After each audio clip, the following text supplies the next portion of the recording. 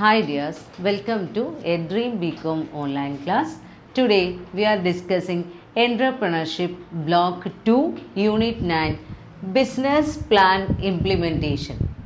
After conducting feasibility study of our business plan, we have to decide about its location. And the location decision is more important in entrepreneur's decision making process because it affects the cost of production or the total cost of installation of the project.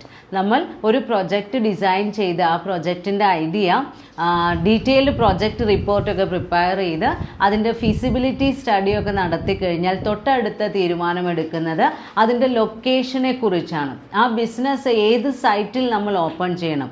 ഒരുപാട് സൈറ്റുകൾ നമ്മുടെ ചോയ്സിൽ ഉണ്ടായിരിക്കും. അതിൽ ഏറ്റവും best location ഏതാണ് എന്ന് എങ്ങനെയാണ് തിരഞ്ഞെടുക്കേണ്ടത്.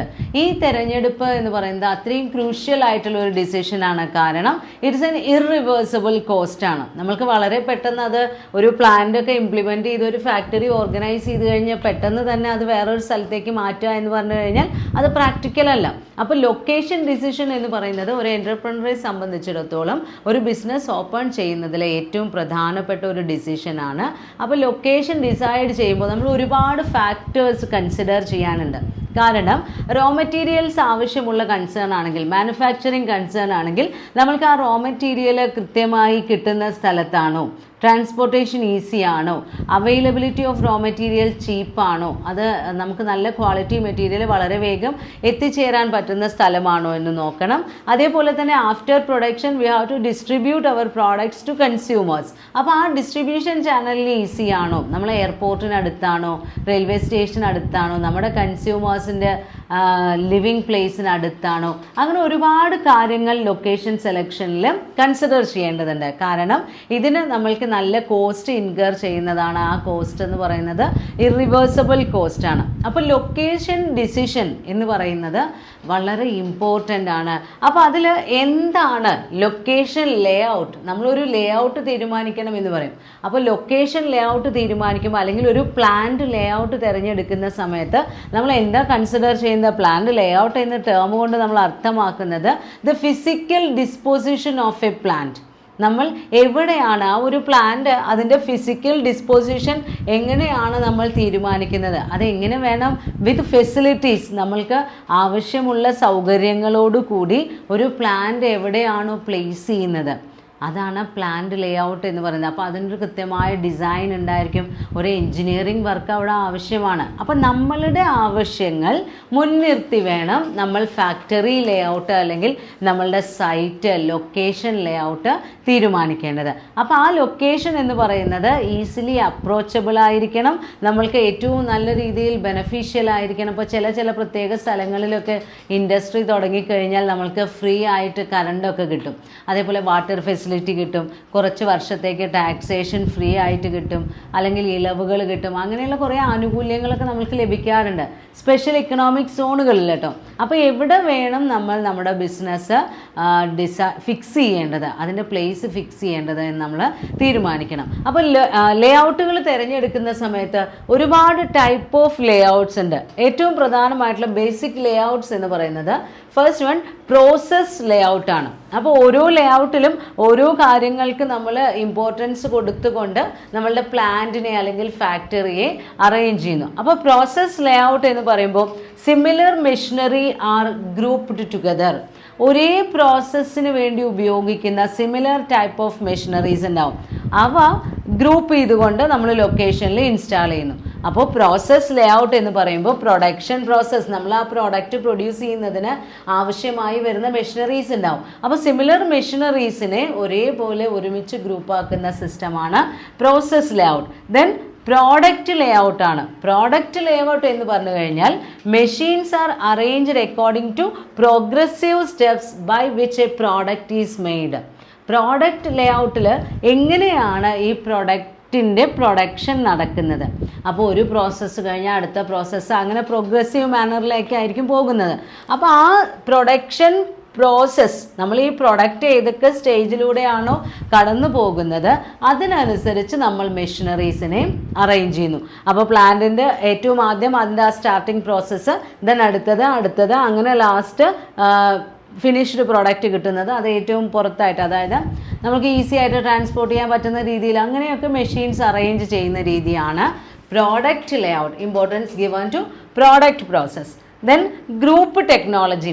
ഗ്രൂപ്പ് ടെക്നോളജി എന്ന് പറയുമ്പോൾ dissimilar machines are grouped into cells. Dissimilar ആയിട്ടുള്ള മെഷീൻസിനെ ഓരോ സെല്ലുകളാക്കി നമ്മൾ ഗ്രൂപ്പ് ചെയ്യുന്നു. ഇനി ഈ ഓരോ സെല്ലുകളും എന്ത് ചെയ്യും? ഓരോ ലേ ഔട്ടുകൾ പോലെ പ്രവർത്തിക്കും. ഇപ്പോൾ പ്രോഡക്റ്റ് ലേഔട്ടും പ്രോസസ് ലേഔട്ടും ഒക്കെ എങ്ങനെയാണോ പ്രവർത്തിക്കുന്നത് അതേപോലെയാണ് നമ്മളുടെ ഈ ഒരു സെല്ല് പ്രവർത്തിക്കുന്നുണ്ടായിരിക്കുക. ദെൻ അടുത്തതായി വരുന്നത് ഗ്രൂപ്പ് ടെക്നോളജി. അതായത് ഇപ്പോൾ ഗ്രൂപ്പ് ടെക്നോളജിയിൽ നമ്മൾ പറഞ്ഞു ഡിസിമിലർ മെഷീൻസിനെ അറേഞ്ച് ചെയ്യുന്നു. Then fixed layout. Fixed layout എന്ന് പറയുമ്പോൾ അവിടെ ഒരു ഫിക്സഡ് പൊസിഷൻ നൽകുന്നു. എന്തിന്? For every input. നമ്മൾക്ക് ആവശ്യമുള്ള എല്ലാ ഇൻപുട്ടുകൾക്കും, അതായത് മാൻ, മെഷീനറി, മെറ്റീരിയൽ, അങ്ങനെ ഒരുപാട് ഇൻപുട്സ് നമുക്ക് ആവശ്യമായി വരും. അപ്പോൾ ഈ ഇൻപുട്സിനെല്ലാം നമ്മളൊരു ഫിക്സഡ് പൊസിഷൻ നൽകിക്കൊണ്ട് ഒരു ലേഔട്ട് അറേഞ്ച് ചെയ്യുകയാണെങ്കിൽ അതാണ് ഫിക്സഡ് പൊസിഷൻ ലേഔട്ട്. പിന്നെ അടുത്തതായി വരുന്നത് ഹൈബ്രിഡ് അല്ലെങ്കിൽ കോമ്പിനേഷൻ ലേഔട്ടാണ്. പല സ്ഥാപനങ്ങളും അഡോപ്റ്റ് ചെയ്യുന്ന ഒരു ലേഔട്ടാണ് hybrid or combination. Combination layout എന്ന് പറയുമ്പോൾ അതിൻ്റെ പേരിൽ തന്നെ ഉണ്ട്, we are combining 2 or 3 type of layouts in this technology. അതായത് നമ്മൾ ലേഔട്ട് ടൈപ്പ് ഹൈബ്രിഡ് ആണ് തിരഞ്ഞെടുക്കുന്നതെങ്കിൽ, ഇപ്പോൾ നമ്മൾ പറഞ്ഞു കഴിഞ്ഞാൽ പ്രൊഡക്റ്റ്, പ്രോസസ്സ്, ഫിക്സഡ്, അങ്ങനെ കുറേ ടൈപ്പ് ഓഫ് ലേഔട്ട്സ് നമ്മൾ പറഞ്ഞു. ആ ലേഔട്ട്സിൽ ഏതെങ്കിലും 2 or 3 കൺസെപ്റ്റ്സ് നമ്മൾ എന്ത് ചെയ്യുന്നു? കമ്പൈൻ ചെയ്യുന്നു. അങ്ങനെ ഒരു ലേഔട്ട് സെലക്ട് ചെയ്യുന്നു. അപ്പോൾ ഏതെങ്കിലും 2-3 ലേഔട്ടിൻ്റെ ഫീച്ചേഴ്സ് നമ്മൾക്ക് കിട്ടും ഹൈബ്രിഡ് ആണ് സെലക്ട് ചെയ്യുന്നത് എങ്കിൽ. അപ്പോൾ ഏറ്റവും ആദ്യം നമ്മളൊരു ബിസിനസ് സ്റ്റാർട്ട് ചെയ്യുന്ന സമയത്ത് നമ്മളുടെ എൻട്രപ്രണർ ഏറ്റവും ആദ്യം തീരുമാനിക്കേണ്ടത് where we have to locate our business. That means the planned location or location layout. Factors affecting factory layout. നമ്മൾ ലൊക്കേഷൻ ലേഔട്ട് തിരഞ്ഞെടുക്കുന്ന സമയത്ത് ഏത് ലൊക്കേഷനാണ് വേണ്ടത് എന്ന് തീരുമാനമെടുക്കുന്നതിന് മുന്നേ ഒരുപാട് ഫാക്ടേഴ്സ് കൺസിഡർ ചെയ്യേണ്ടതായിട്ടുണ്ട്. ഏകദേശം ഇമ്പോർട്ടൻ്റ് ആയിട്ടുള്ള 10 ഫാക്ടേഴ്സാണ് നമ്മൾ പറയാൻ പോകുന്നത്. ഏറ്റവും ആദ്യമായി മാർക്കറ്റ് പ്രോക്സിമിറ്റി. എത്രമാത്രം അടുത്താണ് നമ്മളുടെ പ്രോഡക്റ്റ് വിറ്റഴിക്കേണ്ട മാർക്കറ്റിൻ്റെ എത്ര അടുത്താണ് നമ്മൾക്ക് ആ ലൊക്കേഷൻ പ്ലേസ് ചെയ്യാൻ പറ്റുക എങ്കിൽ അത്രയും നല്ലതാണ്. കാരണം without consumption there is no value for production. നമ്മൾ ഉൽപ്പന്നങ്ങൾ ഉൽപ്പാദിപ്പിച്ച് വെച്ചാൽ മാത്രം പോരാ, അത് ഉപഭോക്താക്കൾ ഉപയോഗിക്കുക കൂടി ചെയ്യണം. അപ്പോൾ അവർ ഉപയോഗിക്കാതെ ഈ പ്രോഡക്റ്റ് പ്രൊഡ്യൂസ് ചെയ്തത് കൊണ്ട് കാര്യമില്ല. അപ്പോൾ നമ്മളുടെ പ്രൊഡക്ഷൻ പ്ലേസിൽ നിന്ന് മാർക്കറ്റിലേക്ക് ഈ പ്രോഡക്റ്റ് ട്രാൻസ്പോർട്ട് ചെയ്ത് കൊണ്ടുപോകാൻ എത്ര ദൂരമുണ്ട്, അതിന് എത്ര രൂപയാണ് നമുക്ക് കോസ്റ്റ് ആയിട്ട് വരുന്നത്, അതേപോലെ കസ്റ്റമേഴ്സിന് എത്ര, ചില പ്രോഡക്റ്റ് ഒക്കെ വളരെ വേഗം കസ്റ്റമേഴ്സിൻ്റെ അടുത്ത് എത്തിക്കേണ്ടതായിട്ടുണ്ടാവും.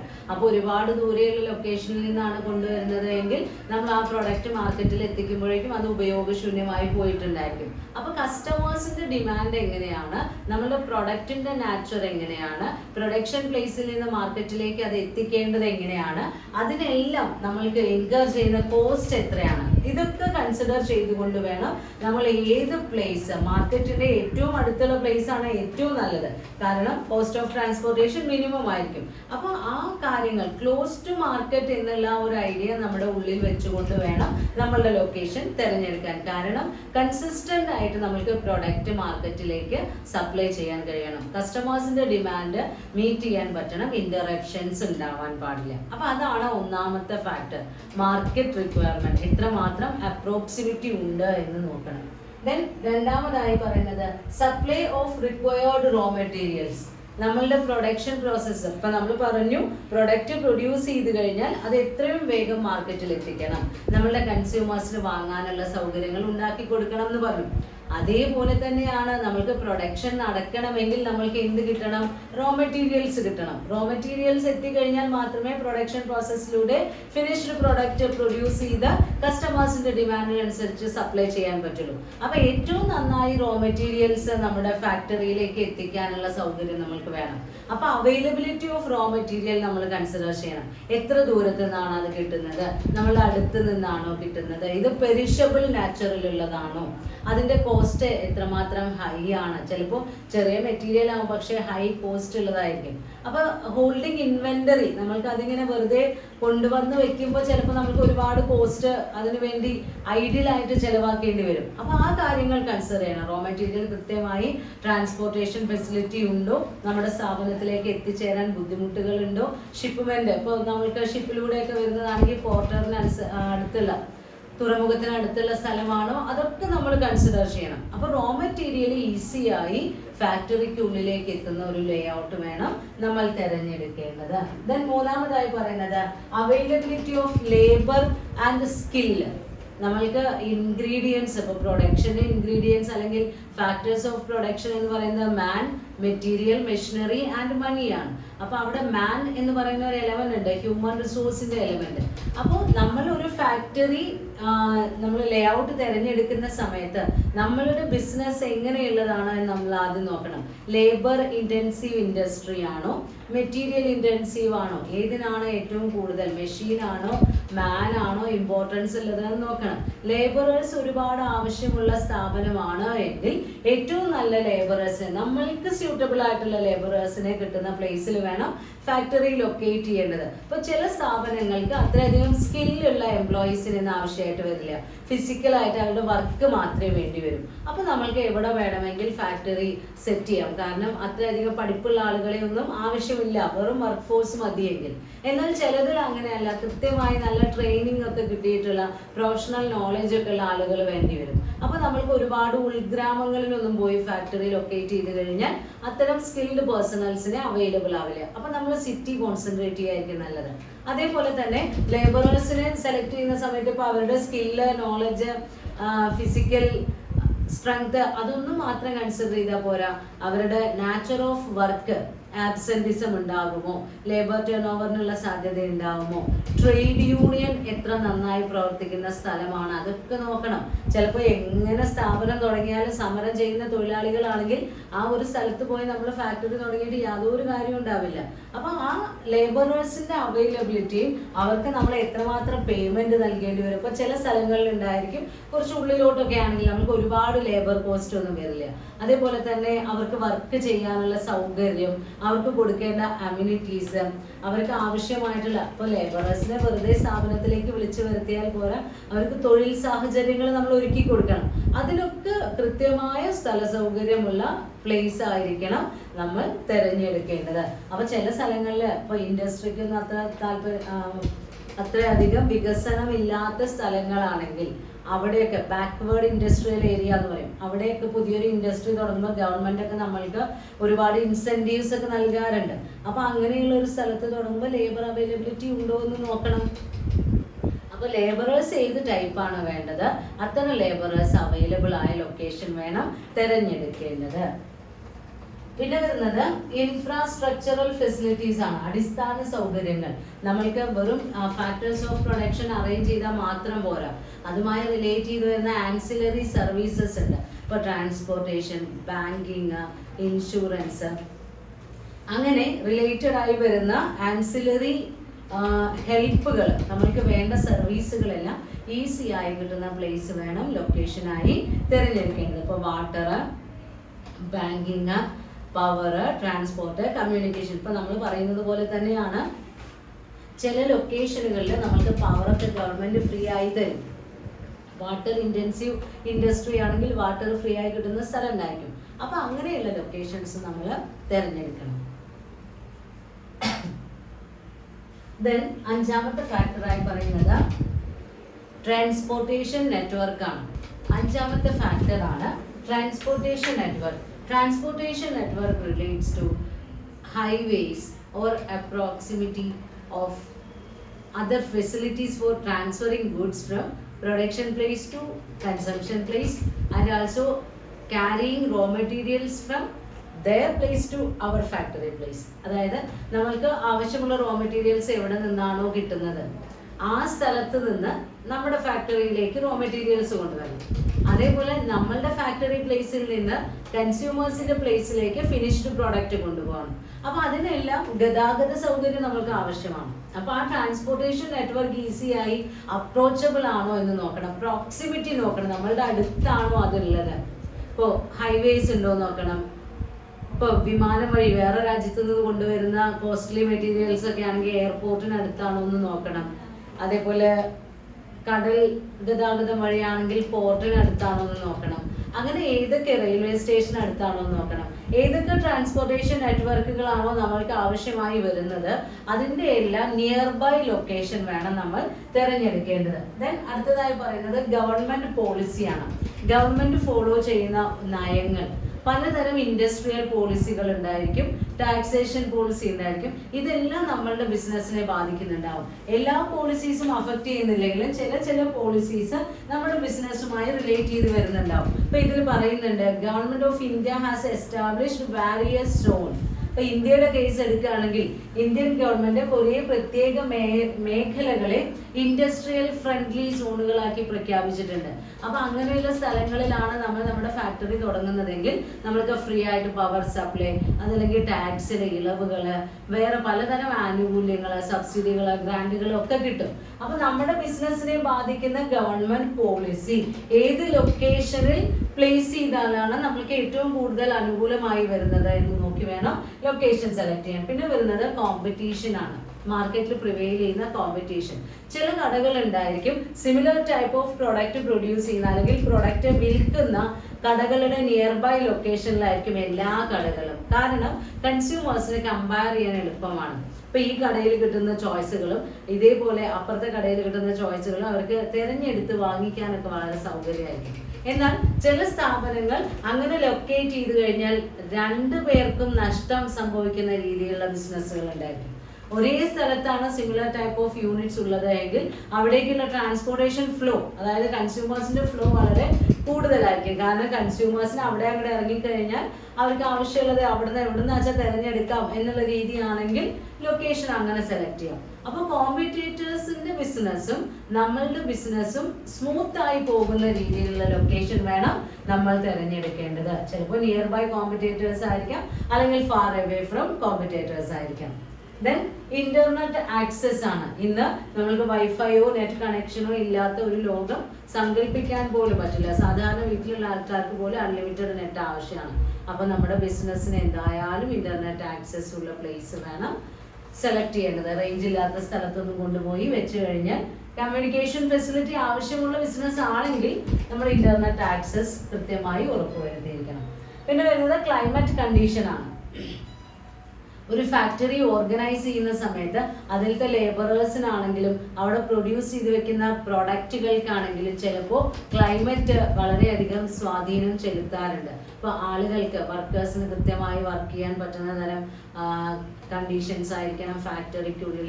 അതേപോലെ ചില പ്രോഡക്റ്റ് പ്രൊഡ്യൂസ് ചെയ്യുമ്പോൾ അവിടെ തണുപ്പുള്ള സ്ഥലങ്ങളാണെങ്കിൽ കുറച്ചുകൂടെ നല്ലതാണെന്ന് തോന്നും. ഇപ്പോൾ വാച്ചുകളൊക്കെ പ്രൊഡ്യൂസ് ചെയ്യുന്ന കമ്പനികൾക്കൊക്കെ കാശ്മീർ പോലെയുള്ള സ്ഥലങ്ങളാണ് വളരെ നല്ലത് എന്നൊക്കെ നമ്മൾ പറയുന്നത് കേട്ടിട്ടുണ്ടായിരിക്കും. അതേപോലെ ഇപ്പോൾ നമ്മൾ തേയില ഫാക്ടറികളൊക്കെ ആണെങ്കിൽ ഹൈ റേഞ്ച് റീജിയൻസിലാണ് നമുക്ക് കാണാൻ കഴിയും. അപ്പോൾ ഓരോ ബിസിനസ്സിനും ആ ബിസിനസ്സിന്റെ നാച്ചർ അനുസരിച്ച് ആ പ്രൊഡക്റ്റിന് സ്യൂട്ട് ആകുന്ന ക്ലൈമാറ്റിക് സിറ്റുവേഷനിൽ വേണം നമ്മൾ ഫാക്ടറി ലൊക്കേറ്റ് ചെയ്യേണ്ടത്. ദെൻ ലാസ്റ്റിൽ വരുന്നത് പൊളിറ്റിക്കൽ കണ്ടീഷൻസ് ആണ്. പലപ്പോഴും പൊളിറ്റിക്കൽ കണ്ടീഷൻസ് നമ്മൾക്ക് അനുകൂലമായും പ്രതികൂലമായും ബാധിക്കാറുണ്ട്. കാരണം സമരങ്ങൾ, അതുപോലെ തന്നെ ചില രാഷ്ട്രീയ നയങ്ങൾ, ചില ഗവൺമെന്റുകൾ നമ്മളുടെ ഇൻഡസ്ട്രിയൽ ഫ്രണ്ട്ലി പോളിസി ആയിരിക്കും അഡോപ്റ്റ് ചെയ്യുന്നത്.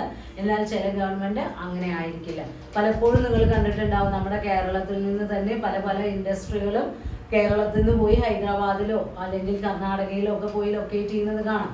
അപ്പോൾ ഓരോ സ്ഥലങ്ങളിലുള്ള ഗവൺമെന്റും അവിടെയുള്ള രാഷ്ട്രീയ പാർട്ടികളും നമ്മുടെ ഇൻഡസ്ട്രിയൽ സെക്ടറിനോട് പലതരം മനോഭാവമാണ് എടുക്കാറുള്ളത്. അപ്പൊ നമ്മുടെ സ്ഥാപനത്തിന് നിലനിൽക്കാൻ പല പല കാര്യങ്ങൾ നമ്മൾ ശ്രദ്ധിക്കേണ്ടി വരും. പൊല്യൂഷൻ കൺട്രോൾ ഒക്കെ നമ്മൾ ശ്രദ്ധിക്കണം. ഓരോ ഫാക്ടറി ബിൽഡിംഗ് ലൊക്കേറ്റ് ചെയ്യുമ്പോൾ നമ്മൾ കുറേ നിയമങ്ങൾ ഫോളോ ചെയ്യേണ്ടതുണ്ട്. ആ സ്ഥലത്തെ ഗവൺമെന്റ് പറയുന്ന എല്ലാ പോളിസി ഫോളോ ചെയ്യേണ്ടി വരും.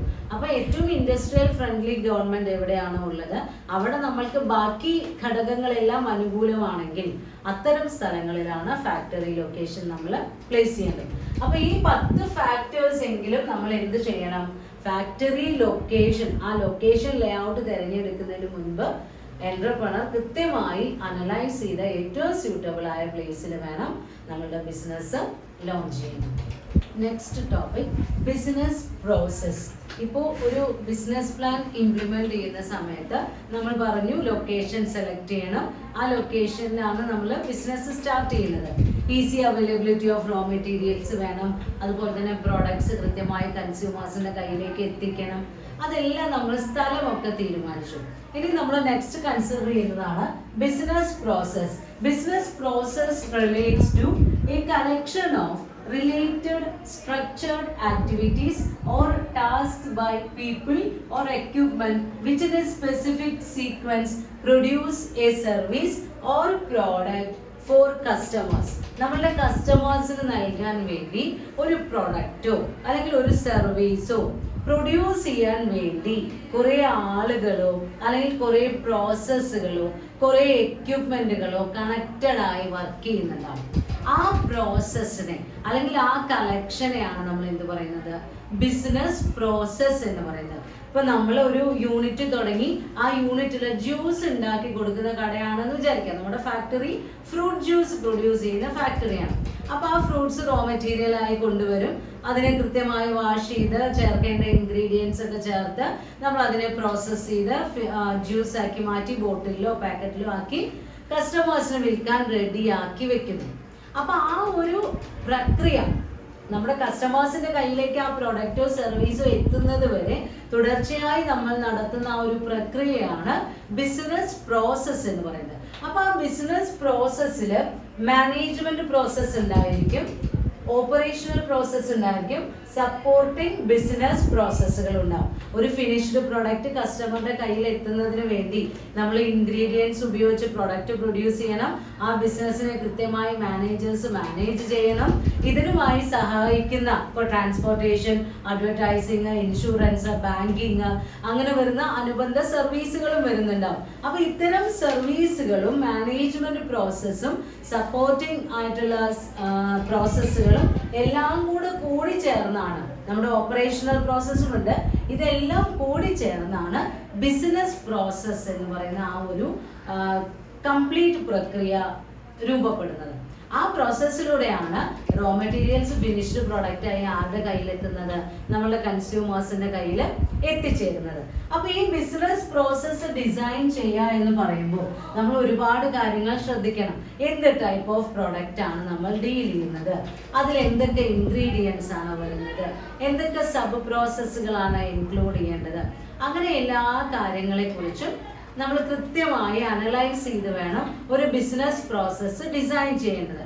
അങ്ങനെ ബിസിനസ് പ്രോസസ്സ് ഡിസൈൻ ചെയ്യുന്ന സമയത്ത് ഇപ്പൊ ഇതിലൊരു എക്സാമ്പിൾ ആയിട്ട് കൊടുക്കുന്നുണ്ട്, നോക്കി നോക്കൂ. നമ്മളുടെ ഔട്ട്പുട്ട് എന്ന് പറയുന്നത് ബർഗറാണ്. നമ്മൾ പ്രൊഡ്യൂസ് ചെയ്ത് നമ്മൾക്ക് കിട്ടേണ്ട ഔട്ട്പുട്ട് ബർഗറാണ്. അപ്പൊ ആ ബർഗർ പ്രൊഡ്യൂസ് ചെയ്യുന്നതിന് വേണ്ടി നമ്മൾ ആ പ്രോസസ്സിനെ എങ്ങനെ കണക്ട് ചെയ്ത് എത്തിക്കണം ഫിനിഷ്ഡ് പ്രൊഡക്റ്റിലേക്ക്. ഏറ്റവും ആദ്യം നോക്കി നോക്കൂ, ഇൻപുട്സ്. എന്തൊക്കെ ഇൻപുട്സ് ആണ് വേണ്ടത്? ബൺ വേണം, ഒനിയൻ വേണം, ടൊമാറ്റോ വേണം, പാറ്റി വേണം. പാറ്റി മീൻസ് നമ്മൾ ഈ പ്രോസസ്ഡ് മീറ്റ് ഉണ്ടാവുമല്ലോ, ബർഗറിന്റെ ഇടയിൽ വെക്കുന്ന ആ മീറ്റ്, അതാണ്. പിന്നെ സോസുകൾ വേണം, സ്പ്രെഡ്സ് വേണം, അതിൽ ഉപയോഗിക്കുന്ന എല്ലാ ഇൻഗ്രീഡിയൻസും. എന്നിട്ട് അതിനെ എന്ത് ചെയ്യണം, ആ ഇൻഗ്രീഡിയൻസ് എല്ലാം കൃത്യമായി പ്രിപ്പയർ ചെയ്യണം. Then chop onions and tomatoes. പിന്നെ വേണ്ടത് പ്രിപ്പയർ ഇൻഗ്രീഡിയൻറ്റ് ഫോർ പാറ്റി, ആ പ്രോസസ്ഡ് മീറ്റ് കേട്ടോ. ആ മീറ്റ് ഫ്രൈ ചെയ്തെടുക്കണം, ബണ്ണുകൾ ടോസ്റ്റ് ചെയ്തെടുക്കണം, അതിലേക്ക് ആ ബണ്ണിലേക്ക് സ്പ്രെഡ് ചെയ്യണം. എന്തൊക്കെ സോസുകളും സ്പ്രെഡ്സ് ആണ് വെക്കുന്നത്, ഇപ്പോൾ ചീസോ അതുപോലെ തന്നെ വേറെ എന്തെങ്കിലും ക്രീമോ ഒക്കെ തേക്കുന്നുണ്ടെങ്കിൽ അതെല്ലാം സ്പ്രെഡ് ചെയ്യണം, സോസുകൾ വെക്കണം. Prepare burger and placing patty, onions and tomatoes on buns. ആ ബണ്ണിൽ ഇതെല്ലാം വെച്ചുകൊണ്ട് നമ്മൾ ബർഗർ പ്രിപ്പയർ ചെയ്യണം. ഔട്ട്പുട്ടായി നമ്മൾക്ക് എന്ത് കിട്ടണം, ബർഗർ കിട്ടും. അപ്പൊ ഇങ്ങനെ ഒരു ബിസിനസ് പ്രോസസ് ഡിസൈൻ ചെയ്യുന്ന സമയത്ത് നമ്മൾ ചെയ്യേണ്ടത് എല്ലാ ഇൻഗ്രീഡിയൻസും എഴുതാം, അതിൽ വരുന്ന എല്ലാ പ്രോസസ്സുകളും എഴുതാം, എന്നിട്ട് കണക്ട് ചെയ്യാം. ഏതാണ് ആദ്യം ചെയ്യേണ്ടത്, പിന്നീട് ചെയ്യേണ്ടത് എന്താണ്, അങ്ങനെ 4 സ്റ്റെപ്പായിട്ട് ഇതിൽ പറയുന്നുണ്ട്. ഇനീഷ്യൽ പ്രോസസ്സ് ഏതാണ്, അതിൽ നിന്ന് നമ്മൾ കൃത്യമായി ഇൻഗ്രീഡിയൻസും അതിന് ചെയ്യേണ്ട step by step procedures mark ചെയ്ത് കഴിഞ്ഞാൽ നമ്മളുടെ ബിസിനസ് പ്രോസസ്സിന്റെ ഡിസൈനായി. അപ്പൊ ഈ ബിസിനസ് പ്രോസസ്സുമായി റിലേറ്റ് ചെയ്ത് വരുമ്പോൾ നമ്മൾ ശ്രദ്ധിക്കേണ്ട ചില കാര്യങ്ങളുണ്ട്. നമ്മുടെ സ്ഥാപനത്തിലുള്ള ബിസിനസ് പ്രോസസ്സിൽ നമ്മൾ ഇടയ്ക്കിടയ്ക്ക് ഇതിൽ ചിലപ്പോൾ ചില മാറ്റങ്ങളൊക്കെ വരുത്തേണ്ടി വരും. അപ്പൊ എന്തൊക്കെ കീ എലമെന്റ്സ് ആണ് കൺസിഡർ ചെയ്യേണ്ടത്? ഏറ്റവും ആദ്യമായി ബിസിനസ് പ്രോസസ് ഓട്ടോമേഷൻ. പലപ്പോഴും പല പ്രോസസ്സുകളും റിപ്പീറ്റ് നാച്ചുറലൊക്കെ വരുന്നുണ്ടായിരിക്കും. അതേപോലെ തന്നെ അതിൽ ഒരുപാട് സമയമെടുക്കുന്ന പ്രോസസ്സൊക്കെ ഉണ്ടാവും. അപ്പോൾ നമ്മൾ എന്ത് ചെയ്യുക, അതിലൊരു ഓട്ടോമേഷൻ കൊണ്ടുവരാം. അപ്പോൾ എക്സാമ്പിൾ ആയിട്ട് ഇതിൽ പറയുന്നുണ്ട് പർച്ചേസ് ഓർഡർ റിക്വസ്റ്റുകൾ. അതാത് സമയങ്ങളിൽ മെറ്റീരിയൽ കുറയുന്നതിനനുസരിച്ച് നമ്മൾ എന്ത് ചെയ്യേണ്ടി വരും, പർച്ചേസ് ഓർഡറുകളൊക്കെ പ്രിപ്പയർ ചെയ്യും. അത് ഇനീഷ്യേറ്റ് ചെയ്യണം, അപ്രൂവലിന് വെക്കണം, അവരത് ചെക്ക് ചെയ്ത് അതിൽ എന്തെങ്കിലും കറക്ഷൻസ് ഉണ്ടെങ്കിൽ അത് നമുക്ക് തിരിച്ചയക്കും. കറക്ഷൻസ് വരുത്തിക്കൊണ്ട് പിന്നീട് അത് അപ്രൂവ് ചെയ്യും. ആ രീതിയിലുള്ള ബിസിനസ് ഓർഡർ പ്രിപ്പറേഷൻസ് ഉണ്ട്.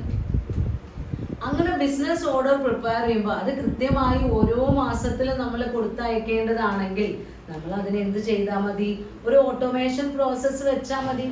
അപ്പൊ അവിടെ ഡിലേ ഉണ്ടാവില്ല. കൃത്യമായി ഇത്രാം തീയതി പ്ലേസ് ചെയ്യണം.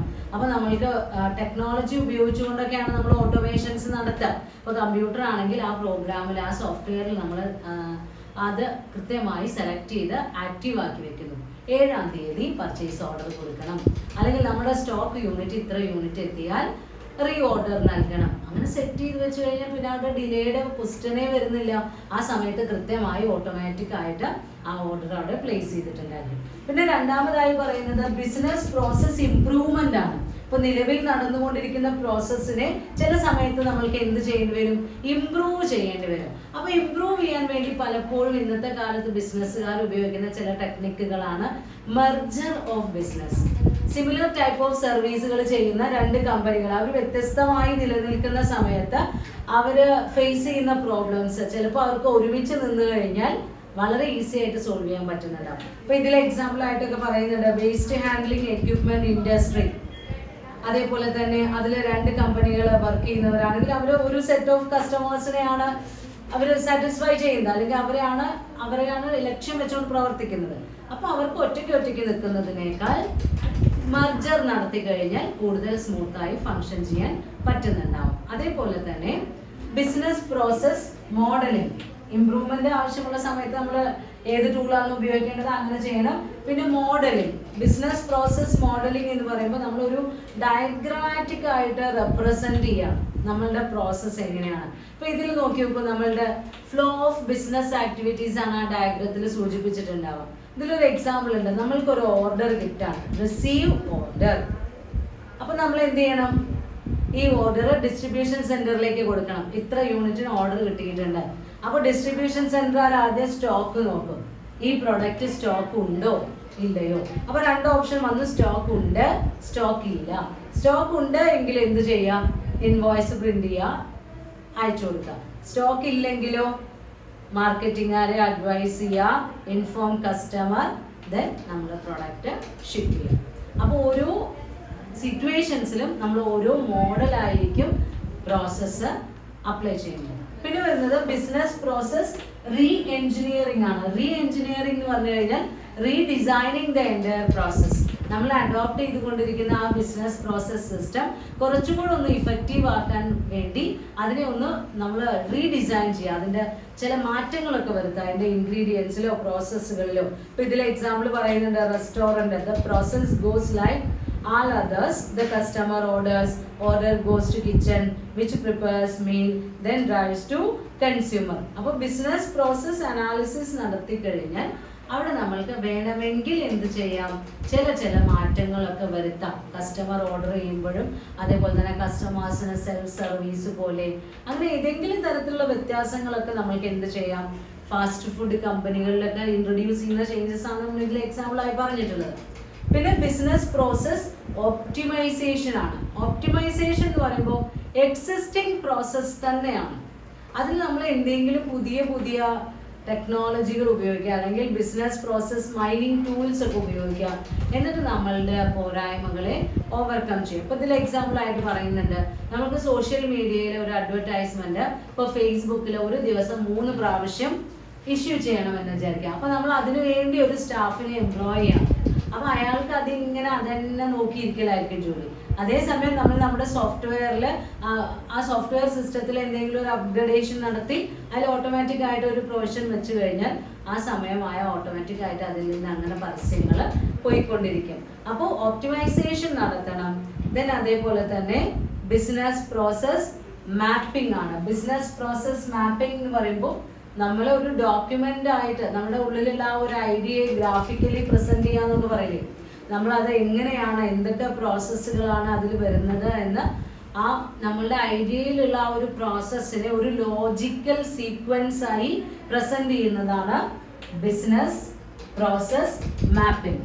അപ്പോൾ ഒരു പ്രോഡക്റ്റ്, അതൊരു സർവീസ് ആയിക്കോട്ടെ, ഒരു ഫിസിക്കൽ ഔട്ട്പുട്ട് ആയിക്കോട്ടെ, നമ്മളുടെ കസ്റ്റമേഴ്സിന്റെ കയ്യിലേക്ക് എത്തിക്കുന്നത് വരെ നമ്മൾ കണ്ടിന്യൂസ് ആയി നടത്തുന്ന ആ ഓപ്പറേഷണൽ ആക്ടിവിറ്റീസിന്റെ കളക്ഷൻ, അതിനെയാണ് നമ്മൾ എന്ത് പറയുന്നത്, ബിസിനസ് പ്രോസസ്. അതിൽ എന്തൊക്കെ ഇൻക്ലൂഡ് ചെയ്യും? Management process, operational process and supporting service process. Business plan ഇംപ്ലിമെന്റേഷനിൽ നെക്സ്റ്റ് ടോപ്പിക് ആയിട്ട് വരുന്നത് deciding about operation planning and control.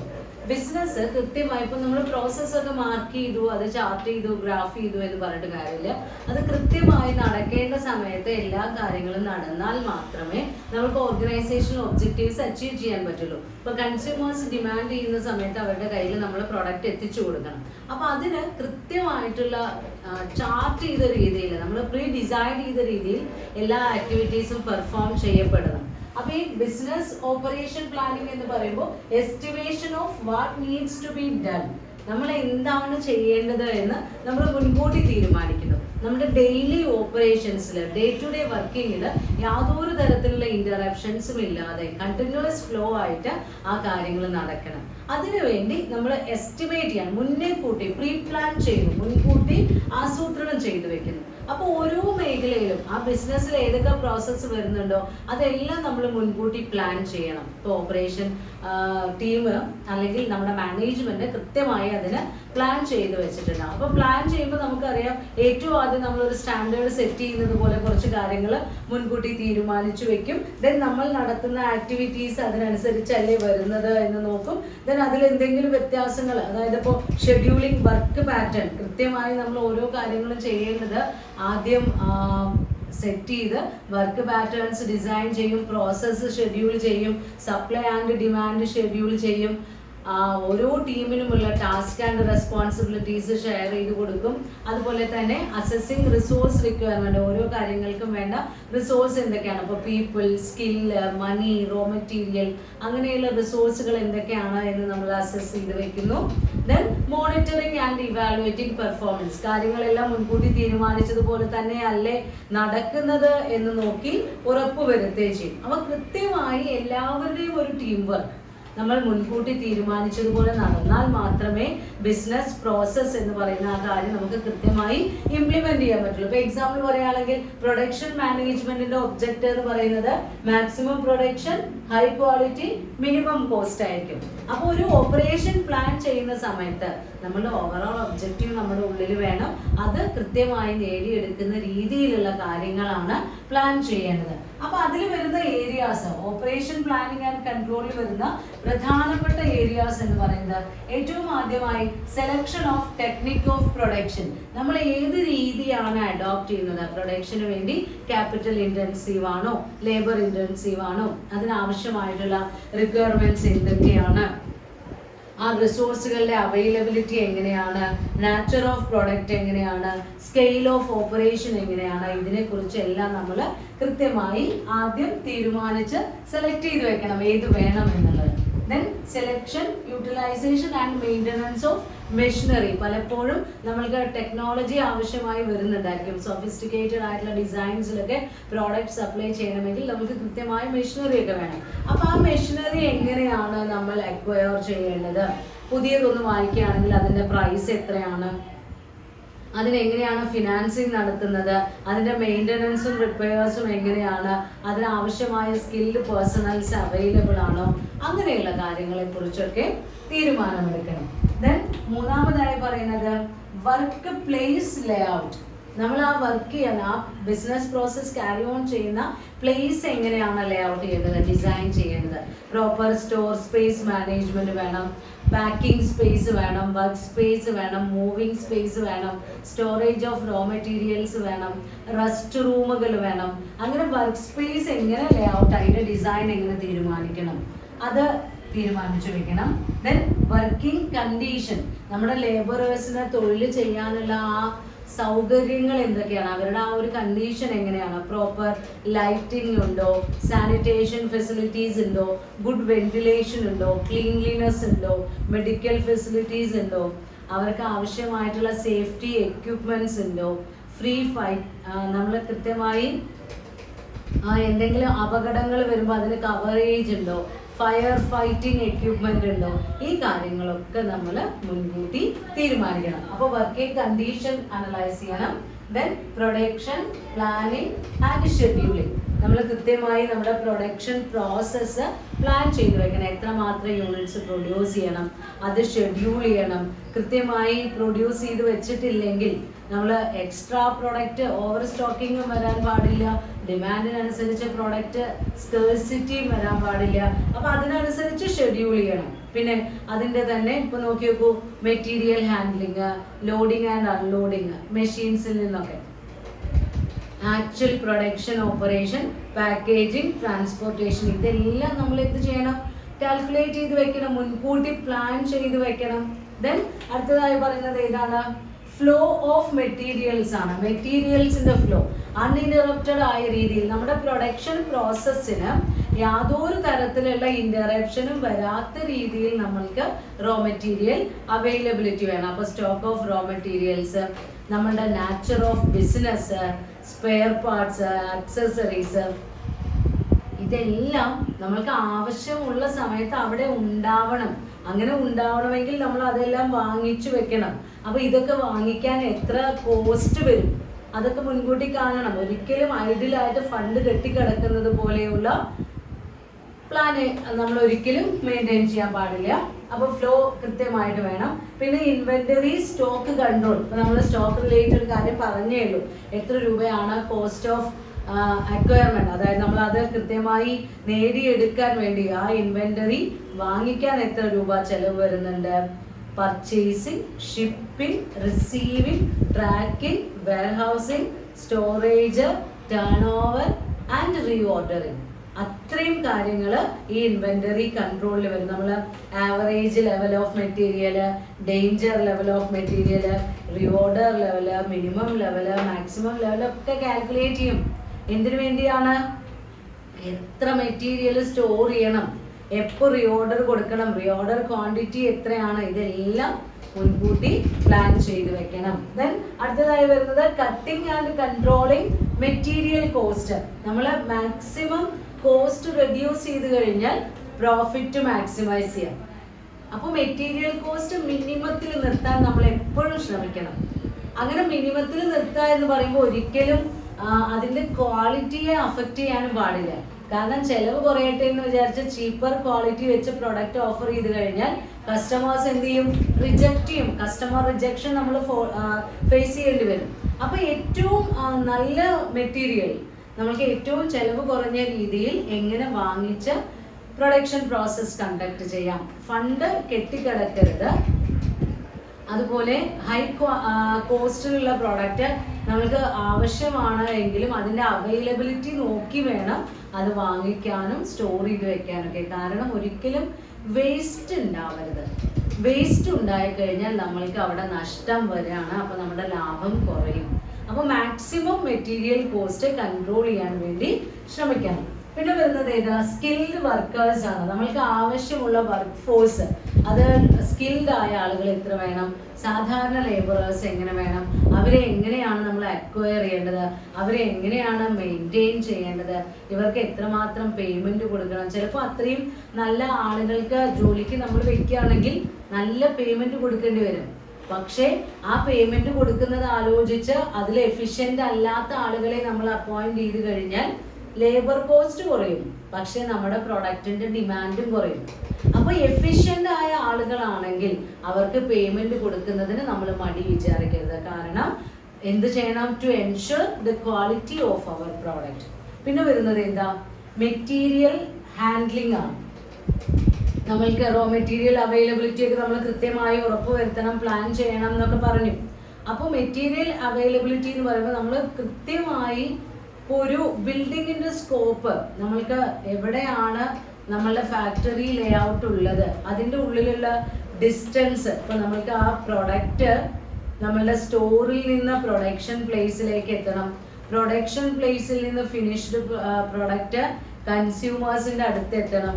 അപ്പോൾ ഈ മെറ്റീരിയൽ ഇങ്ങനെ ഹാൻഡിൽ ചെയ്യുന്നത് നമ്മുടെ ബിൽഡിങ്ങിൻ്റെ ഉള്ളിലുള്ളത് പല രീതിയിൽ നമ്മൾക്ക് പ്ലാൻ ചെയ്യാം. ഓട്ടോമേറ്റഡ് സിസ്റ്റം ആവാം, സെമി ഓട്ടോമേറ്റഡ് സിസ്റ്റം. അപ്പോൾ നിങ്ങൾ കണ്ടിട്ടില്ലേ, കൺവെയർ ബെൽറ്റുകളൊക്കെ ഉണ്ട്. ഓട്ടോമാറ്റിക് ആയിട്ട് മെറ്റീരിയൽ ഇങ്ങനെ ഒരു സ്ഥലത്ത് നിന്ന് വേറൊരു സ്ഥലത്തേക്ക് എത്തും. അപ്പോൾ ഏത് സിസ്റ്റം നമ്മൾക്ക് അഡോപ്റ്റ് ചെയ്യണം, നമ്മൾക്ക് എങ്ങനെയാണ് അതിൻ്റെ സ്റ്റോറേജും അതിൻ്റെ സ്റ്റോക്കും സപ്ലൈയും എല്ലാം നല്ല രീതിയിൽ കൺട്രോൾ ചെയ്തുകൊണ്ട് മെറ്റീരിയൽ മൂവ്മെൻറ്റ് ഉറപ്പുവരുത്താൻ ഏത് സിസ്റ്റം ഓഫ് ഹാൻഡ്ലിംഗ് ആണ് അഡോപ്റ്റ് ചെയ്യേണ്ടത് എന്ന് പ്ലാൻ ചെയ്യണം. പിന്നെ പ്ലാനിങ്ങിൽ വരേണ്ട ഒരു കാര്യം എന്താണ്? Quality control.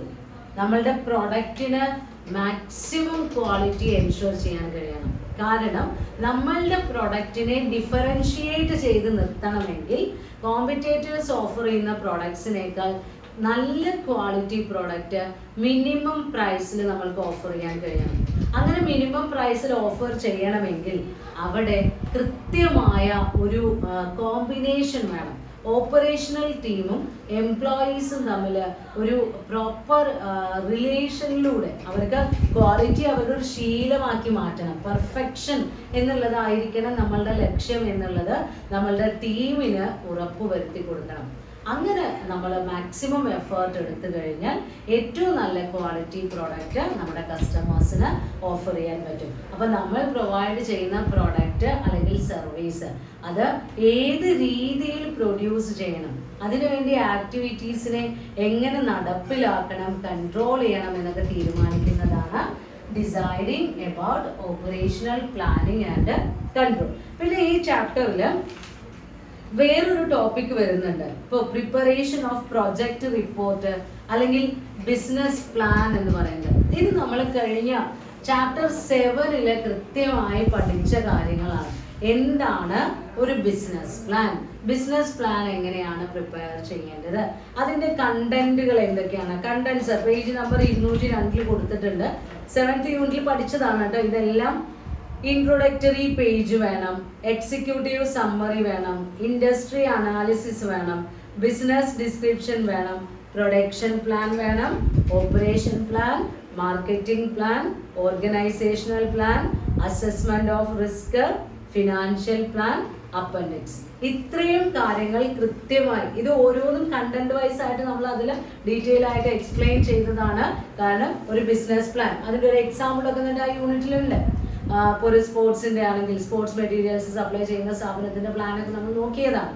അപ്പോൾ ഒരു ബിസിനസ് പ്ലാൻ പ്രിപ്പയർ ചെയ്യുമ്പോൾ എൻ്റർപ്രണറിൻ്റെ ഫുൾ ഡീറ്റെയിൽസ് തുടങ്ങി നമ്മുടെ സ്ഥാപനത്തിൻ്റെ ലക്ഷ്യം, ക്യാപിറ്റൽ നെസസിറ്റി, അതുപോലെ തന്നെ നമ്മളുടെ സാങ്കേതിക വിദ്യയുടെ ആവശ്യം, നമ്മളുടെ ഒബ്ജക്റ്റീവ്സ്, അതിനുവേണ്ടി നമ്മളെ അഫക്റ്റ് ചെയ്യുന്ന ലീഗൽ റൂൾസ്, ഡോക്യുമെൻറ്റ്സ് എല്ലാം ഇൻക്ലൂഡ് ചെയ്യുന്ന ഒരു ഡീറ്റെയിൽഡ് വർക്കൗട്ടാണ് നമ്മളുടെ ബിസിനസ് പ്ലാൻ.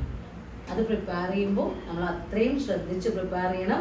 കൃത്യമായി തീരുമാനമായതിനു ശേഷം മാത്രമാണ് ബിസിനസ് പ്ലാൻ പ്രിപ്പയർ ചെയ്യുന്നത്. ബിസിനസ് പ്ലാൻ ഇംപ്ലിമെൻറ്റേഷനിൽ നമ്മുടെ ലാസ്റ്റ് ടോപ്പിക്കാണ് സെലക്ഷൻ ഓഫ് ഫിനാൻസേഴ്സ്. നമ്മൾക്ക് ഏറ്റവും പ്രധാനപ്പെട്ട കാര്യം ഒരു ബിസിനസ്സിനെ സംബന്ധിച്ചിടത്തോളം ലൈഫ് ബ്ലഡ് എന്ന് പറയുന്നത് എന്താണ്? ഫിനാൻസ് ആണ്. ഫണ്ട് ഉണ്ടെങ്കിലേ എന്ത് കാര്യങ്ങളും നടക്കുള്ളൂ. അപ്പോൾ ഒരു ബിസിനസ് പ്ലാനൊക്കെ നമ്മൾ സെലക്ട് ചെയ്തു, അതിൻ്റെ ഫീസിബിലിറ്റിയെ കുറിച്ചൊക്കെ പഠിച്ചു, പ്ലാനൊക്കെ പ്രിപ്പയർ ചെയ്തു, പ്രൊജക്റ്റ് റിപ്പോർട്ടൊക്കെ ഉണ്ടാക്കി, അത് ഇംപ്ലിമെൻറ്റ് ചെയ്യണമെങ്കിൽ നമ്മളുടെ ആ ഒരു ഐഡിയ പ്രാക്ടിക്കലായി വർക്ക് ആവണമെങ്കിൽ നമ്മൾ എന്ത് ചെയ്യണം? ആ ബിസിനസ് ഓപ്പൺ ചെയ്യണം. അപ്പോൾ ആ ബിസിനസ് തുടങ്ങണമെങ്കിൽ നമ്മൾക്ക് എന്ത് വേണം? ഫണ്ട് വേണം. അപ്പോൾ ഫണ്ട് എങ്ങനെയെല്ലാം കണ്ടെത്താം? ഒരു പുതിയ എന്റർപ്രണർ എന്ന് പറയുമ്പോൾ അദ്ദേഹത്തിന് ചിലപ്പോൾ സ്വന്തം കയ്യിൽ നിന്ന് ഫുൾ എമൗണ്ട് കോൺട്രിബ്യൂട്ട് ചെയ്യാൻ പറ്റിയെന്ന് വരില്ല. അപ്പോൾ പല സോഴ്സുകളുണ്ട്. ഏത് ഓപ്ഷൻ വേണമെങ്കിൽ തിരഞ്ഞെടുക്കാം. അപ്പോൾ ഈ സോഴ്സസ് ഓഫ് ഫണ്ട് ഒരു ഒറ്റ നോട്ടത്തിൽ നിങ്ങളുടെ പേജ് നമ്പർ 207 തന്നിട്ടുണ്ട്. ഏതൊക്കെ സോഴ്സുകളിൽ നിന്ന് നമ്മൾക്ക് ഫണ്ട് കളക്ട് ചെയ്യാം. അപ്പോൾ പ്രധാനമായി സോഴ്സസ് ഓഫ് ഫിനാൻസ് എന്ന് പറയുമ്പോൾ 4 സോഴ്സുകളാണ് വരുന്നത്. പേഴ്സണൽ ഫിനാൻസ്, ഡെപ്റ്റ് finance, equity finance, creative sources. അങ്ങനെ 4 സോഴ്സുകളിൽ നിന്ന് നമ്മൾക്ക് ഫണ്ട് കളക്ട് ചെയ്യാം. പേഴ്സണൽ സോഴ്സ് എന്ന് പറഞ്ഞു കഴിഞ്ഞാൽ we are collecting fund from persons. ഒന്നുകിൽ എന്റർപ്രണേഴ്സ് തന്നെ, ഇപ്പോൾ 2-3 പേര് ചേർന്നാണ് ഒരു ബിസിനസ് സംരംഭം തുടങ്ങാൻ വേണ്ടി പ്രവർത്തിക്കുന്നത് എങ്കിൽ അവർ തന്നെ ക്യാപിറ്റൽ കോൺട്രിബ്യൂട്ട് ചെയ്യാം. അതല്ലെങ്കിൽ അവരുടെ ഫ്രണ്ട്സിന്റെ അടുത്തു നിന്നോ റിലേറ്റീവ്സിന്റെ അടുത്തു നിന്നോ ഒക്കെ നമ്മൾ ഫണ്ട് കളക്ട് ചെയ്യുന്നു. അപ്പോൾ വ്യക്തികളിൽ നിന്നാണ് നമ്മൾ ഫണ്ട് കളക്ട് ചെയ്യുന്നത് എങ്കിൽ അതിനെയാണ് എന്ത് പറയുക? പേഴ്സണൽ സോഴ്സസ് എന്ന് പറയുന്നത്. അതിൽ 3 കാര്യങ്ങളാണ് വരുന്നത്. Sweat equity, friend and family, bootstrapping. Sweat equity എന്ന് പറഞ്ഞു കഴിഞ്ഞാൽ നമ്മുടെ എന്റർപ്രണേഴ്സ് തന്നെ അവർ ക്യാഷ് കോൺട്രിബ്യൂട്ട് ചെയ്യുന്നുണ്ടാവും ബിസിനസ് തുടങ്ങാൻ. അതോടൊപ്പം അവരുടെ ടൈമും എഫേർട്ടും എല്ലാം അതിൽ ഇൻവെസ്റ്റ് ചെയ്യാം. നമ്മളുടെ പ്രയത്നം കൂടെ അതിൽ ഇൻവെസ്റ്റ് ചെയ്യുമ്പോഴാണ് സ്വെറ്റ് ഇക്വിറ്റി എന്ന് നമ്മൾ പറയുന്നത്. പിന്നെ ഫ്രണ്ട്സിന്റെ കയ്യിൽ നിന്നോ ഫാമിലിയുടെ കയ്യിൽ നിന്നൊക്കെ നമ്മൾക്ക് ഫണ്ട് അറേഞ്ച് ചെയ്യാം. അതേപോലെ ബൂട്ട് സ്ട്രാപ്പിംഗ് എന്ന് പറഞ്ഞു കഴിഞ്ഞാൽ നമ്മൾ മാക്സിമം നമ്മുടെ പ്രവർത്തനങ്ങളിൽ ചെലവ് ചുരുക്കാൻ പറ്റുന്നതിലെല്ലാം ചുരുക്കുക. ഇപ്പൊ എക്സാമ്പിൾ പറയുകയാണെങ്കിൽ നമ്മൾക്ക് ഒരു മെഷീനറി ആവശ്യമാണ്, അതിന് ഹൈ കോസ്റ്റ് ഓഫ് ഇൻസ്റ്റലേഷൻ ആണെന്ന് വിചാരിക്കുക. അക്വയർ ചെയ്യാനും ഇൻസ്റ്റാൾ ചെയ്യാനും വളരെ വലിയൊരു സംഖ്യ വേണമെങ്കിൽ നമ്മൾ അത് സ്വന്തമായി വാങ്ങാതിരിക്കാം, അത് ലീസിന് എടുക്കാം. നമ്മൾക്ക് അതിന്റെ ഉപയോഗം നടത്തിയാൽ മതി. അതേപോലെ തന്നെ കസ്റ്റമേഴ്സിന്റെ കയ്യിൽ നിന്ന് അഡ്വാൻസ് ആയിട്ട് പേയ്മെന്റ് പിരിച്ചെടുക്കാം. മാക്സിമം ക്രെഡിറ്റിൽ റോ മെറ്റീരിയൽസ് വാങ്ങിക്കാം, എന്നിട്ട് സെയിൽസ് ആയതിനു ശേഷം തിരിച്ചു കൊടുക്കാം. അങ്ങനെ നമ്മുടെ പ്രവർത്തനങ്ങളിൽ കൃത്യമായി ഒരു റെസ്ട്രിക്ഷൻസ് വെച്ചുകൊണ്ട്, നിയന്ത്രണങ്ങൾ വെച്ചുകൊണ്ട് മാക്സിമം ചെലവ് ചുരുക്കുന്നു. എന്നിട്ട് ആ കിട്ടുന്ന ഫണ്ട് നമ്മുടെ പ്രവർത്തനങ്ങൾക്ക് വേണ്ടി ഉപയോഗിക്കുന്നു. അതിനെയാണ് എന്ത് പറയുന്നത്? ബൂട്ട് സ്ട്രാപ്പിംഗ് എന്ന് പറയുന്നത്. അപ്പൊ ഇതിൽ പറയുന്നുണ്ട് അവനവന്റെ ക്രിയേറ്റിവിറ്റി, ത്രിഫ്റ്റ്നെസ്, കോസ്റ്റ് കട്ടിങ്, അങ്ങനെയുള്ള എന്തെങ്കിലും കാര്യങ്ങൾ വഴികൾ ഉപയോഗിച്ചുകൊണ്ട് നമ്മൾ എന്ത് ചെയ്യാം? ചെലവ് മാക്സിമം ചുരുക്കി മാക്സിമം ഫിനാൻസ് നമ്മളുടെ പ്രവർത്തനങ്ങൾക്ക് കിട്ടുന്ന രീതിയിൽ ഡിസൈൻ ചെയ്യാം. അതാണ് ബൂട്ട് സ്ട്രാപ്പിംഗ്. അപ്പൊ അതൊക്കെയാണ് പേഴ്സണൽ ഫിനാൻസിൽ വരുന്നത്. രണ്ടാമത്തെ കാറ്റഗറി ഇക്വിറ്റി ഫിനാൻസിങ് ആണ്. ഇക്വിറ്റി ഫിനാൻസിങ് എന്ന് പറയുമ്പോൾ നമ്മൾ നമ്മുടെ ഇക്വിറ്റി ക്യാപിറ്റൽ ഷെയർ ചെയ്യാൻ വേണ്ടി വേറെ കുറച്ച് ആൾക്കാരെ കൂടെ ഇൻവൈറ്റ് ചെയ്യുന്നു. നമ്മളുടെ എന്റർപ്രണേഴ്സ് ഉണ്ടായിരിക്കും, അവരോടൊപ്പം തന്നെ നമ്മളുടെ ഇക്വിറ്റി ഷെയർ ചെയ്യാൻ കുറച്ച് പേരെ കൂടെ ഇൻവൈറ്റ് ചെയ്യുക, വേറെ ആളുകളെ കൂടി അനുവദിക്കുക. അങ്ങനെയുള്ള ഇക്വിറ്റി ഫിനാൻസിങ്ങിൽ വരുന്നത് ഏഞ്ചൽ ഇൻവെസ്റ്റേഴ്സ് ഉണ്ട്, വെഞ്ചർ ക്യാപിറ്റലിസ്റ്റ് ഉണ്ട്, ഇനീഷ്യൽ പബ്ലിക് ഓഫറിംഗ് ഉണ്ട്. ഏഞ്ചൽ ക്യാപിറ്റൽ എന്ന് പറഞ്ഞു കഴിഞ്ഞാൽ ഇപ്പോൾ ഏഞ്ചൽ ക്യാപിറ്റൽ നമ്മൾക്ക് നൽകുന്ന ഏഞ്ചൽ ഇൻവെസ്റ്റർ എന്ന് പറയുന്നത് എങ്ങനെയുള്ള ആളെയാണ്? Wealthy individuals who invest personal capital in shares or startups in exchange for equity or sometimes a seat on the board of directors. നമ്മൾ ചിലപ്പോൾ നമ്മുടെ സ്ഥാപനത്തിന്റെ ഡയറക്ടർ ബോർഡിൽ ഒരു സീറ്റ് കൊടുക്കാം, അല്ലെങ്കിൽ കുറച്ച് ഇക്വിറ്റി ഷെയർ കൊടുക്കാം എന്ന് പറഞ്ഞുകൊണ്ട് ആളുകളിൽ നിന്ന് അതിന് പകരമായി അവരിൽ നിന്ന് ക്യാപിറ്റൽ ഇൻവെസ്റ്റ്മെന്റ് സ്വീകരിക്കുന്നു. സാധാരണയായി ഒരു 50 വയസ്സിന് മുകളിലൊക്കെയുള്ള അത്യാവശ്യം നല്ല വരുമാനമുള്ള പണക്കാരായ ആളുകളാണ് ഇങ്ങനെ ഏഞ്ചൽ ഇൻവെസ്റ്റേഴ്സ് ആയിട്ട് ക്യാഷ് ഇൻവെസ്റ്റ് ചെയ്യുന്നത്. അപ്പൊ അവർ ഏറ്റവും നല്ല പ്രോഫിറ്റബിൾ ആയ ഐഡിയക്ക് മാത്രമേ അവർ ഇൻവെസ്റ്റ് ചെയ്യുള്ളൂ.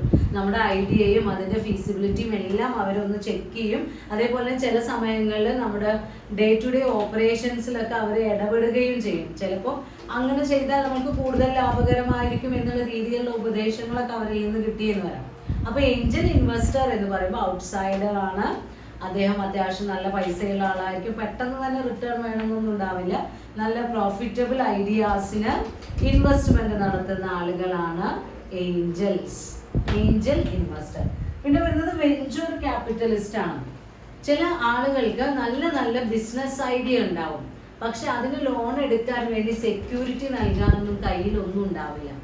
അപ്പൊ അങ്ങനെയുള്ള വ്യക്തികൾക്ക് അവരുടെ ആശയത്തിനെ അല്ലെങ്കിൽ അവരുടെ ആ വെഞ്ചറിനെ സെക്യൂരിറ്റി ആയി കൺസിഡർ ചെയ്തുകൊണ്ട് ക്യാപിറ്റൽ അസിസ്റ്റൻസ് നൽകുന്ന ആളുകളാണ് വെഞ്ചർ ക്യാപിറ്റലിസ്റ്റ്. അവര് ഈ അസിസ്റ്റൻസ്, അവർ ഫിനാൻഷ്യൽ അസിസ്റ്റൻസ് നൽകുന്നത് പല പല ഘട്ടങ്ങളിലായിട്ടായിരിക്കും. ഇപ്പൊ ഏറ്റവും ആദ്യം സീഡ് സ്റ്റേജ്, നമ്മൾ ആ ആശയം രൂപീകരിക്കുന്ന സമയത്ത് അപ്പോൾ തന്നെ നമ്മൾക്ക് ഫിനാൻസ് ആവശ്യമായിട്ട് വരും.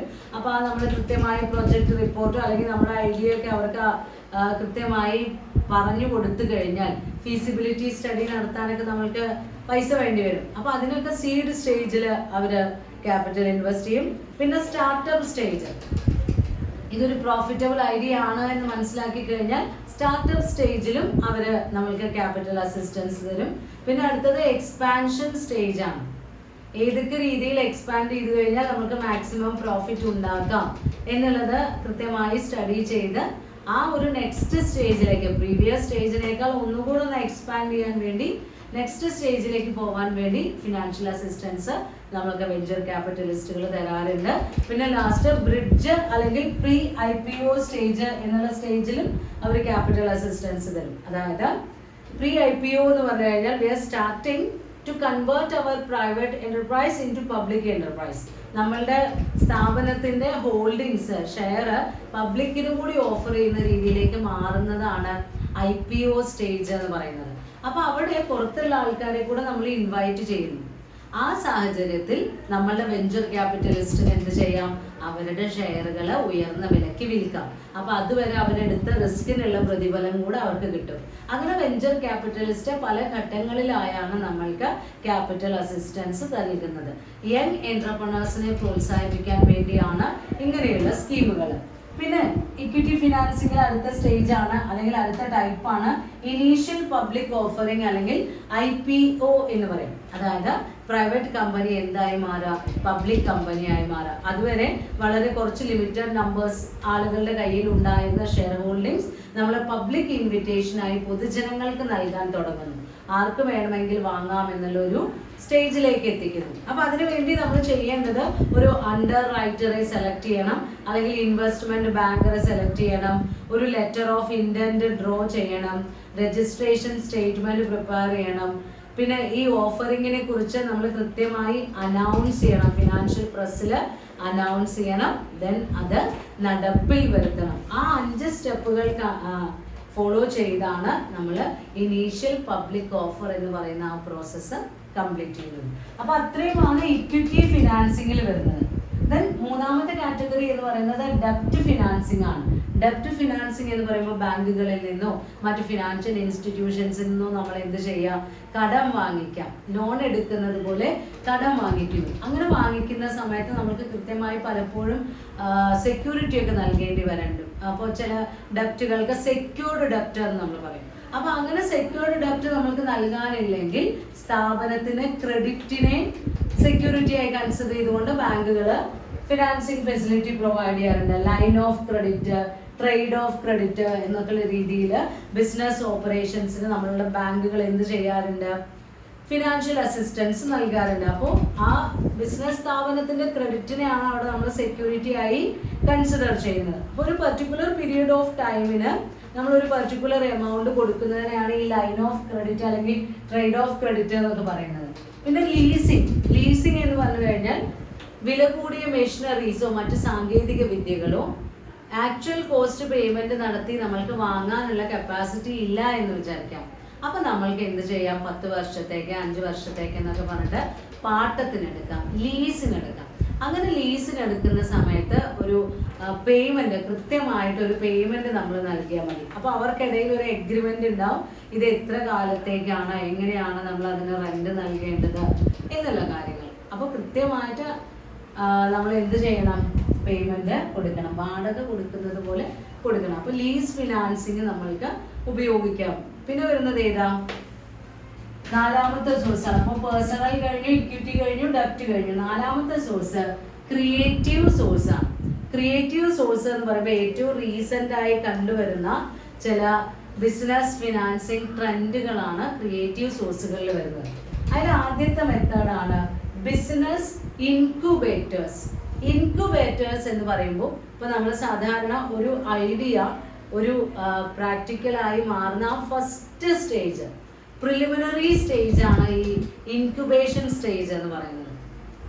അപ്പൊ ഈ ബിസിനസ് ഇൻക്യുബേറ്റേഴ്സ് എന്ന് പറയുന്ന ആളുകൾ ചെയ്യുന്നത്, അവർക്ക് ലഭ്യമായിട്ടുള്ള കുറേ സോഴ്സുകൾ ഉണ്ടാവും. ചിലപ്പോൾ ബിൽഡിംഗ് ഉണ്ടാവും, ആ ബിൽഡിങ്ങിൻ്റെ ഉള്ളിലെ പവർ ഫെസിലിറ്റി, അങ്ങനെയുള്ള അത്യാവശ്യം ഒരു ബിസിനസ് സ്റ്റാർട്ട് ചെയ്യാൻ വേണ്ടി വരുന്ന എല്ലാ കാര്യങ്ങളും അവർക്ക് അവിടെ ഉണ്ടാവും. ആ ബിസിനസ്സിൻ്റെ ഒരു ഇനീഷ്യൽ സ്റ്റേജ്. അപ്പൊ അത് നമ്മൾ ഇത് ആവശ്യമുള്ളവർക്ക് കൊടുക്കുക. വാടകയ്ക്കൊക്കെ കൊടുക്കുന്നത് പോലെ നമ്മൾ പ്രൊവൈഡ് ചെയ്യും. എന്തൊക്കെയാ ചെയ്യുക? Companies, share, premises, administrative, logical and technical resources, ഇതെല്ലാം നമ്മൾ ഇത് ആവശ്യമുള്ള ആളുകൾക്ക് കൊടുക്കും. പിന്നെ ആ ഇൻക്യുബേഷൻ സ്റ്റേജ് കഴിഞ്ഞാൽ, അതായത് പ്രൊഡക്ഷൻ തുടങ്ങുന്നതിന് മുൻപേ ഉള്ള ആ ഒരു സ്റ്റേജ് ആണ് വരുന്നത്. സാധാരണയായി 2 വർഷം വരെയൊക്കെയാണ് ഈ ഇൻക്യുബേഷൻ ഘട്ടം എന്നുള്ള ആ ഒരു സ്റ്റേജ് ഉണ്ടായിരിക്കുക. ദെൻ ആ പ്രൊഡക്റ്റ് റെഡി ആയി കഴിഞ്ഞാൽ ഇവർ പിന്നെ അവരുടെ പ്ലേസിൽ പോയി പ്രൊഡക്റ്റ് പ്രൊഡ്യൂസ് ചെയ്യും. ഇപ്പോൾ ചില സ്ഥലത്ത് പ്രൊഡക്റ്റിന്റെ പ്രീ പ്രൊഡക്ഷൻ പ്രോസസ്സിൽ ലബോറട്ടറികളുടെയൊക്കെ ആവശ്യം വരും. ആ പ്രൊഡക്റ്റിന്റെ ഇൻഗ്രീഡിയൻസും അതിന്റെ കോമ്പിനേഷനും അതിന്റെ എന്തെങ്കിലും തരത്തിലുള്ള സൈഡ് എഫക്റ്റും ഒക്കെ ടെസ്റ്റ് ചെയ്യാൻ നമ്മൾക്ക് ലബോറട്ടറീസ് ഒക്കെ ആവശ്യമായിട്ട് വരും. അത് ചിലപ്പോൾ എന്റർപ്രണേഴ്സിന് സ്വന്തമായിട്ട് ഉണ്ടായിരിക്കില്ല.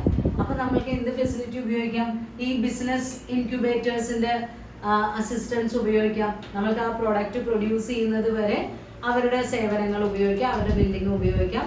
ദെൻ അതിനുശേഷം എന്ത് ചെയ്താൽ മതി? പ്രൊഡക്ഷൻ കണ്ടക്ട് ചെയ്തിട്ട് നമ്മൾ പ്രൊഡക്റ്റ് സെയിൽസിന് വേണ്ടി ഓഫർ ചെയ്യാം. അവര് തൊട്ടടുത്ത വേറെ ആർക്കെങ്കിലും ആവശ്യമുണ്ടെങ്കിൽ പിന്നീട് ആ ഇൻക്യുബേഷൻ ഇങ്ങനെ റിപ്പീറ്റ് ചെയ്തുകൊണ്ടേയിരിക്കും. പിന്നെ വരുന്നത് ഏതാ? Government grants and subsidies. പല ഗവൺമെന്റുകളും നമ്മളുടെ വ്യവസായ മേഖലയെ പ്രോത്സാഹിപ്പിക്കാൻ വേണ്ടി ഇൻഡസ്ട്രിയലി ബാക്ക്വേർഡ് ഏരിയാസിലെ ഇൻഡസ്ട്രീസ് തുടങ്ങിക്കഴിഞ്ഞാൽ ഇപ്പൊ 5 വർഷത്തേക്ക് ടാക്സ് ഇളവ്, അല്ലെങ്കിൽ ഫ്രീ ആയിട്ട് പവർ, ഫ്രീ ആയിട്ട് വാട്ടർ, അങ്ങനെയുള്ള കുറേ ആനുകൂല്യങ്ങൾ നൽകാറുണ്ട്. അതേപോലെ സബ്സിഡികൾ നൽകും പല സ്കീമുകളിലൂടെ. ഇപ്പോൾ സെൻട്രൽ ഗവൺമെന്റ്, സ്റ്റേറ്റ് ഗവൺമെന്റ്, നമ്മുടെ ലോക്കൽ അഡ്മിനിസ്ട്രേറ്റീവ് ബോഡീസ് ഒക്കെ ഉണ്ട്. ഇവര് പല എന്റർപ്രണേഴ്സിനും അവരുടെ ബിസിനസ് ഓൺ ചെയ്യാനും അല്ലെങ്കിൽ അത് ഓപ്പറേറ്റ് ചെയ്യാൻ വേണ്ടി പല രീതിയിലുള്ള സബ്സിഡികളും ഇൻസെന്റീവ്സും ഒക്കെ പ്രൊവൈഡ് ചെയ്യാറുണ്ട്. അപ്പൊ ഏതെങ്കിലും ഒരു പർട്ടിക്കുലർ സോണിലാണ് ഇത് അവൈലബിൾ ആയിട്ടുള്ളത് എങ്കിൽ ആ സോണിൽ നമ്മൾ ഇൻഡസ്ട്രി തുടങ്ങിയാൽ നമുക്ക് ഈ ഫെസിലിറ്റീസ് എല്ലാം എൻജോയ് ചെയ്യാൻ കഴിയും. അതേപോലെ ഇപ്പൊ ഇതിലുണ്ടാവും കുറെ അവരുടെ പ്രത്യേക ജോഗ്രഫിക്കൽ ഏരിയക്ക് ഇമ്പോർട്ടൻസ് കൊടുത്തുകൊണ്ട്, അല്ലെങ്കിൽ ചില സ്റ്റേറ്റ് ഗവൺമെന്റ് അവരുടെ സ്റ്റേറ്റിൽ കൂടുതൽ ഇൻഡസ്ട്രി വരാൻ വേണ്ടിയൊക്കെ ഇൻസെന്റീവ്സും മറ്റ് സ്കീമുകളും ഇൻട്രൊഡ്യൂസ് ചെയ്യാറുണ്ട്. സ്പോൺസർ സ്കീമുകളൊക്കെ ഉണ്ട്. പിന്നെ വരുന്നത് ഏതാ? ക്രിയേറ്റീവ് സോഴ്സസിൽ അടുത്തതായി വരുന്നതാണ് ക്രൗഡ് ഫണ്ടിങ്. ഈ സോഷ്യൽ മീഡിയ വളരെയധികം പ്രചാരത്തിൽ എത്തിയതിനു ശേഷമാണ് ഈ ക്രൗഡ് ഫണ്ടിങ് എന്ന് പറയുന്ന സ്കീമൊക്കെ ബിസിനസ് മേഖലയിൽ വരാൻ തുടങ്ങിയത്. ക്രൗഡ് ഫണ്ടിങ് എന്ന് പറഞ്ഞു കഴിഞ്ഞാൽ ഇപ്പൊ നമ്മൾക്കൊരു ബിസിനസ് ഐഡിയ ഉണ്ട്, ആ ബിസിനസ് ഐഡിയ സ്റ്റാർട്ട് ചെയ്യണമെന്നുണ്ട്. അപ്പൊ അതിനു വേണ്ടി നമ്മൾ ഒരു സോഷ്യൽ അല്ലെങ്കിൽ ഒരു ഓൺലൈൻ പ്ലാറ്റ്ഫോം ഉപയോഗിക്കാം. എന്നിട്ട് അതിൽ ഇൻട്രസ്റ്റഡ് ആയ ആളുകളോട്, പൊതുജനങ്ങളോട് നമ്മൾ എന്ത് ചെയ്യാൻ പറയുന്നു? ചെറിയ ചെറിയ എമൗണ്ട് ആയിരിക്കും ചിലപ്പോൾ, അവരോട് ഇൻവെസ്റ്റ് ചെയ്യാൻ പറയുന്നു. അപ്പോൾ അതിന് താല്പര്യമുള്ള ആളുകൾ, ഇപ്പൊ നമ്മൾ പറഞ്ഞു സ്മാൾ എമൗണ്ട്സ് ആയിരിക്കും ഇൻവെസ്റ്റ്മെന്റ് അധികവും വരുന്നത്. അപ്പൊ ആ സ്മാൾ എമൗണ്ട് എന്ന് പറയുന്നത് ഒരുപാട് പേര് ചേർന്ന് ചെയ്യുമ്പോൾ അത് വലിയൊരു എമൗണ്ട് ആയി മാറും. അങ്ങനെ ഇൻവെസ്റ്റ്മെന്റ് കളക്ട് ചെയ്യുന്ന രീതിയാണ് ക്രൗഡ് ഫണ്ടിങ്. അപ്പൊ ഈ രീതിയിൽ ഏത് മെത്തേഡ് വേണമെങ്കിൽ നമ്മൾക്ക് നമ്മുടെ ബിസിനസ്സിന് ക്യാപിറ്റൽ അക്വയർ ചെയ്യാൻ വേണ്ടി ഉപയോഗിക്കാം. അപ്പൊ സോഴ്സസ് ഓഫ് ഫിനാൻസ് വരുന്നത് 4 കാറ്റഗറി: പേഴ്സണൽ, ഇക്വിറ്റി, ഡെപ്റ്റ്, ക്രിയേറ്റീവ് സോഴ്സ്. ഇത്രയാണ് നമ്മൾക്ക് ബിസിനസ് ഇംപ്ലിമെന്റേഷൻ എന്ന് പറയുന്ന ചാപ്റ്ററിൽ പഠിക്കാം.